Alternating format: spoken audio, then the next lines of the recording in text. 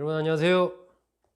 제가 책을 냈습니다. 한국 최고 부자들의 금맥과 혼맥에서 재벌가 그리고 역대 대통령가 그리고 이 윤석열, 이재명 후보까지 이들의 이제 인생 스토리와 혼맥이 어떻게 되는가, 이 부분을 그렇게 정리한 책입니다. 과거에 이제 시사저널에 연재했던 것을 바탕으로 증보판을 낸 겁니다. 재벌가, 대통령가, 그리고 언론가, 또 현재의 양강 후보까지 이들의 어떤 인생 스토리 그리고 혼맥이 어떻게 되는지 관심 있는 분들은 이 책 좀 관심 가져주시기를 당부를 드립니다.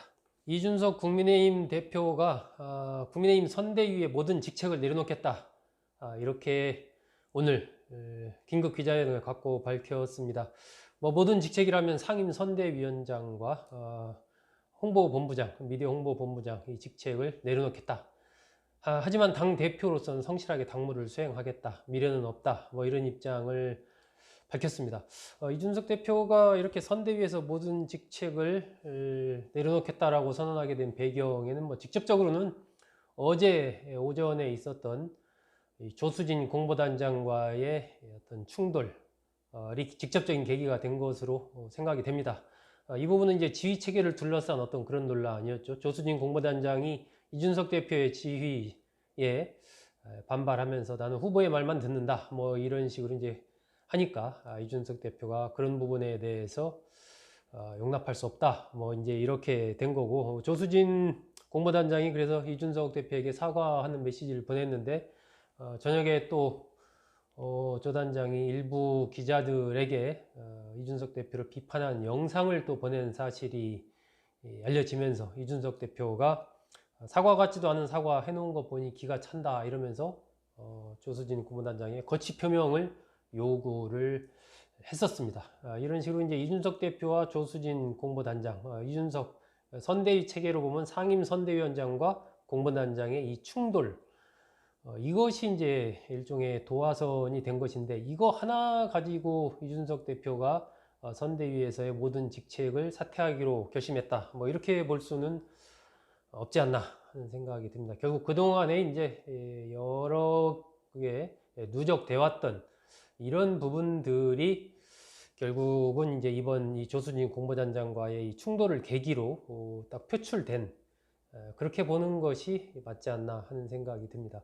결국 그 부분은 이수정 교수를 선대위에 공동선대위원장으로 영입하는 과정, 또 신지혜 전 녹색당 그 서울시장 후보죠. 이 신지혜 씨를 영입하는 과정, 이런 부분들에 대한 이준석 대표의 여러 가지 좀 마뜩치 않은 생각, 그리고 최근에 윤석열 후보의 부인 김건희 씨와 관련된 여러 가지 의혹에 대처하는 어떤 그 후보와 선대위의 여러 가지 흐름들, 이런 것들을 보면서 이렇게 가서는 안 될 것 같다, 이렇게 가서는 대선에서 질 수 있다 하는 이런 어떤 판단들이 본인이 이제 선대위에서 직책에서 물러나면서 어떤 좀 선대위 자체의 재편이 필요하다, 큰 틀에서의 획기적인 변화가 필요하다라는 메시지를 강하게 준 그런 요소가 아닌가 하는 생각이 듭니다. 결국 크게 본다면은 이준석 대표가 지난번에 윤석열 후보와 갈등을 빚다가 울산에서 이른바 극적인 화해를 했지 않습니까? 그 당시의 기본적인 어떤 갈등의 축, 선대위를 어떻게 구성할 것이냐, 어떤 맥락에서 선대위를 가져갈 것이냐 하는 그 부분이 여전히 해결되지 않은 것 아닌가. 김종인 총괄 선대위원장 체제가 되긴 했지만 선대위의 전체적인 어떤 권한들이 김종인 총괄 선대위원장이 상당히 이른바 전권을 갖고 움직이는 그런 체제가 아니고, 그러다 보니까 선대위가 좀 기민하게 이렇게 움직이지를 못하고 한 200명으로 이렇게 구성이 됐지만 상당히 현안에 대해서 누구도 뛰어들어서 그 부분에 대해서 좀 발빠르게 정리해내고 대응을 하고 이런 것들이 안 되고 있는 이런 상황들, 그 속에서 이준석 대표가 자신이 이렇게 쭉 추진해왔던 그러한 어떤 흐름과 좀 다른, 예를 들면 이제 신지혜 씨 같은 경우는 굉장히 강한 이 페미니즘을 상징하는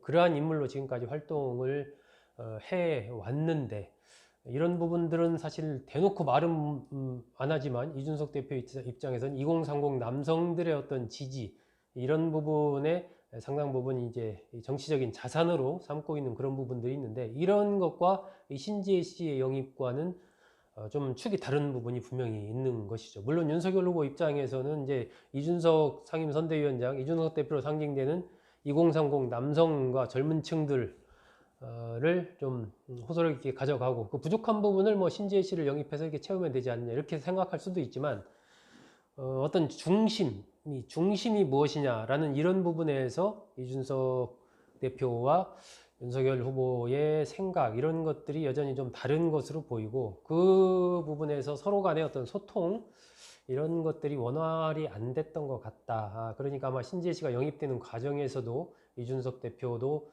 정확하게 이 사실을 몰랐을 가능성이 상당히 좀 커 보입니다. 최근에 이수정 공동선대위원장이 뭐 충격적인 영입이다 하면서 나도 몰랐다라고 이제 얘기를 한 그런 맥락으로 본다면, 이준석 대표도 이 영입 사실을 모르지 않았을까 하는 좀 생각이 드는데, 어쨌든 이러한 일련의 쭉 흐름들, 그 속에서 선대위 내에서의 이른바 지휘체계, 상임선대위원장과 공보단장과의 지휘체계, 이런 것들이 이제 어긋나고, 공보단장 조수진 공보단장이 또 얘기를 하면서 윤석열 후보를 업고 왔단 말입니다. 후보의 말은 나는 듣는다, 나는 후보에게만 보고한다, 이런 식으로. 그렇다면 지금 현재 선대위가 윤석열 후보 중심의 선대위, 또 김종인, 이준석 대표 중심의 선대위, 이렇게 좀 세력권 자체가 나누어져 있으면서 효율적인 선대위 운영이 안 되고 있고, 어떤 측면에서 보면 내부적으로 좀 상당한 파워게임, 이런 것들이 또 펼쳐지면서 이게 원활하게 좀 안 돌아가고 있는 상황에서 이준석 대표가 특단의 어떤 자신의 결단으로 직책을 내려놓겠다라고 하면서 명분을 어쨌든 선대위의 전면적인 그런 재편 필요성이라든지 대선 승리를 위해서는 효율적인, 이른바 경량화된 빠른 이런 의사결정과 효율적으로 대처할 수 있는 그런 선대위가 필요하다, 이런 맥락에서 좀 가져가고 있는 것 아닌가 하는 생각이 듭니다. 결국 현재의 이런 갈등도 과거에 제기됐던 그 갈등의 큰 틀에서는 연장선상에서 펼쳐지고 있는 흐름이다, 뭐 이렇게 보여집니다.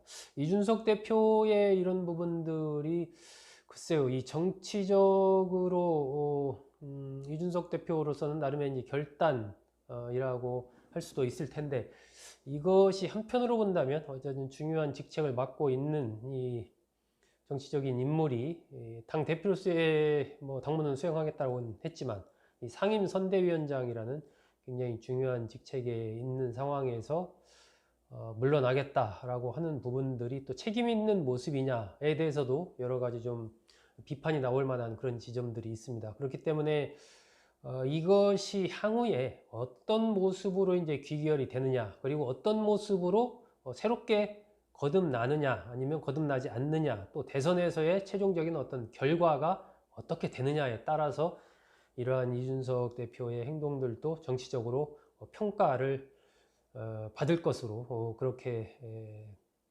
예상이 됩니다. 뭐 현 단계에서 이준석 대표가 보기에 선대위 자체의 전면적인 재편이 정말로 불가피하다라고 해서 결단을 했고, 그것이 재편으로 이어지고 그것이 또 대선 승리로 이어진다면 상당한 평가를 받겠지만, 그렇지 않고 또 이런 상황 속에서 대선 패배가 만약에 나중에 이루어진다 그러면 이제 당 대표로서 또 상임 선대위원장으로서의 그러한 역할을 제대로 한 거냐라는 부분에 대한 또 강력한 비판이 당내에서 제기될 수도 있기 때문에, 이준석 대표로서는 굉장히 중요한 정치적인 어떤 승부수, 정치적인 이 변곡점들을 지난번에 이어서 이번에도 지금 지나고 있는 것 아닌가 하는 그런 생각이 듭니다.